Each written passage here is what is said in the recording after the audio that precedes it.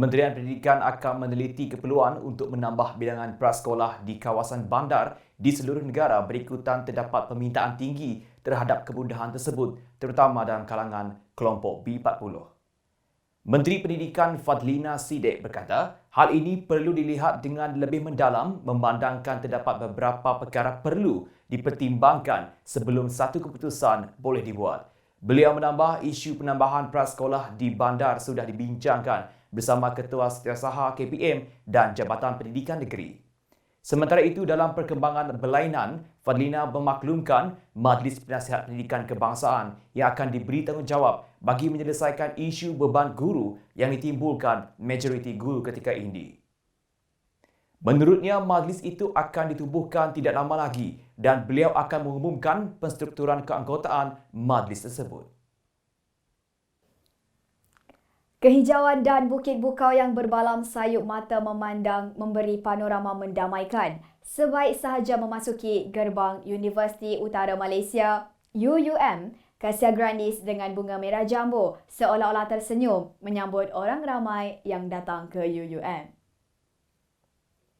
Kasia Grandis dikategorikan sebagai buah-buahan bermusim iaitu di antara bulan Ogos hingga Oktober. Di Malaysia, pokok Kasia Grandis umumnya digunakan sebagai pokok hiasan dan landscape. Dari segi perubatan, Kasia Grandis dikatakan boleh menyembuhkan pelbagai penyakit termasuklah darah tinggi dan kencing manis. Cecair antiseptik boleh diperoleh daripada akar dan daunnya, manakala bunganya banyak digunakan dalam perubatan tradisional. Kasia Grandis Brownies yang merupakan hasil produk inovasi, Kasia Grandis Powder memenangi Certificate of Excellence Gold Award dalam kedah International Culinary Innovation Competition KEDIEC 2021. Inilah hasil kreativiti sepasukan penyelidik Pusat Pengajian Pengurusan Pelancongan, Hospitality dan Acara STEM UUM yang terdiri daripada Nur Hafizi Nordin, Umi Umairah Amin dan Siti Aminah Hasbullah menjalankan penyelidikan bagi menghasilkan produk inovasi berasaskan biji buah Kasia Grandis. Ucapan yang disampaikan oleh seorang menteri bukan sahaja penting sebagai dokumen terujuk yang menjadi dasar dan polisi kementerian tetapi dapat menggambarkan identiti penuturnya.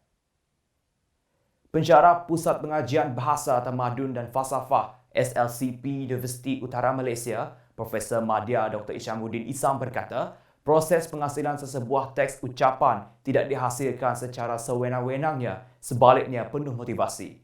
Jelasnya penghasilan buku bahasa dan identiti kepimpinan Khalid Nordin dalam pendidikan tinggi negara, terbitan Pusat Penerbit UPM merupakan usaha berkongsi maklumat serta membincangkan bahasa dan identiti kepimpinan Datuk Seri Khalid Nordin dalam meneraju pendidikan tinggi negara semasa menjadi menteri.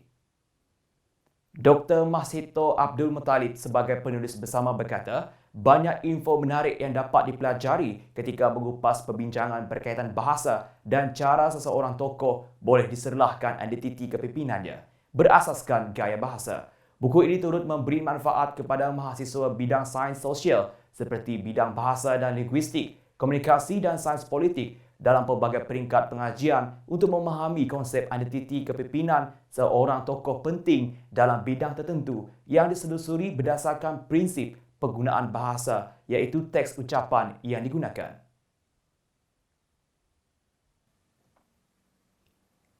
Muzium Sains Asli Houston di Amerika Syarikat memulangkan semula sebuah sarkofagus kayu purba dikenali sebagai keranda hijau kepada Mesir selepas ia dipamerkan di muzium berkenaan. Keranda purba itu dipulangkan selepas pihak berkuasa Amerika Syarikat mendapati ia dicuri beberapa tahun lalu.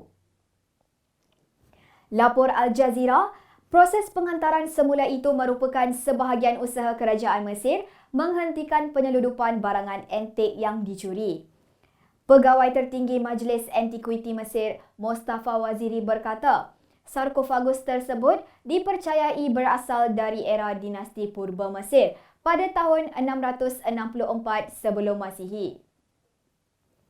Katanya, sarkofagus berukuran 3 meter tinggi yang berwarna terang itu dipercayai milik seorang paderi bernama Angkin Mat walaupun inskripsi di atas permukaan keranda itu tidak kelihatan.